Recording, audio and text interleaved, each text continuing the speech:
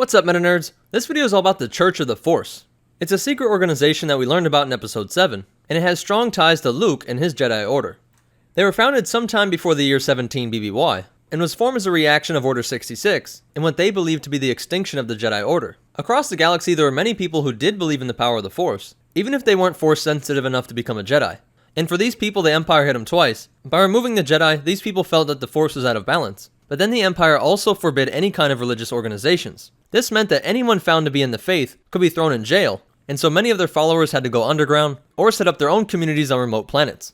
The settlement that we saw in The Force Awakens was Taunel, located on Jakku, and their only other known locations was on Christophsis, at the Temple of the Kyber on Jedha, and on the lower levels of Coruscant. These settlements believed in using little technology, that way they could be closer to nature, but this of course also helped them stay off the grid and away from Imperial eyes. But that doesn't mean they were completely devoid of technology, because we know that some Church of the Force members on Christophsis had droids, and I can imagine it's pretty hard to stay away from technology for the members living on Coruscant.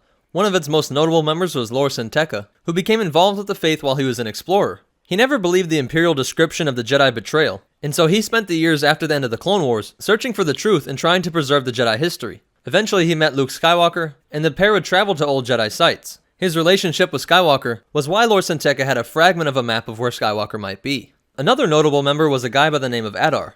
His mother gets credit for founding the Church of the Force, but her son gets involved in one of the strangest stories that come out of Empire's End, the final book in the Aftermath trilogy. Adar and some other members of the Church of the Force went on a mission to return some Kyber crystals back to where they came from on the planet Christophsis.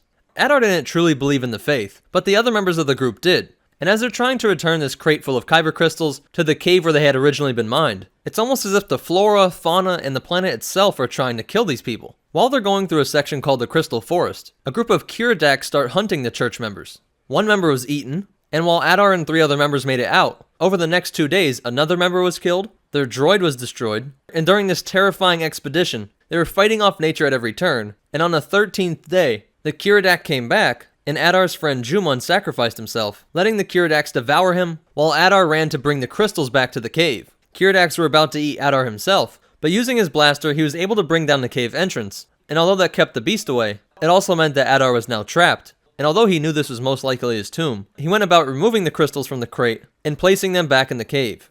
This part shocked me because, honestly, I don't know what it's supposed to tell us. The Church of the Force believes that the Jedi are the good guys, they're a peaceful organization that wants to get closer to nature, and yet when they try and return these Kyber crystals to their original place, their entire team has to suffer horrible deaths.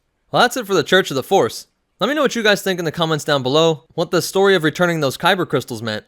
If you liked it, go ahead and hit that like button, and be sure to leave a comment down below if I missed any cool facts, or if you have a suggestion for future videos. Be sure to follow us on Instagram at MetaNerdsLore, so you can see us build Star Wars props and cosplays, along with some other cool Star Wars stuff. If you want to help support this channel, check out the description below for our Amazon store and our Patreon. And be sure to subscribe, because we're making videos like this every single day. But more important than all that, remember, the First Order does not come in peace, and the Force will be with you, always.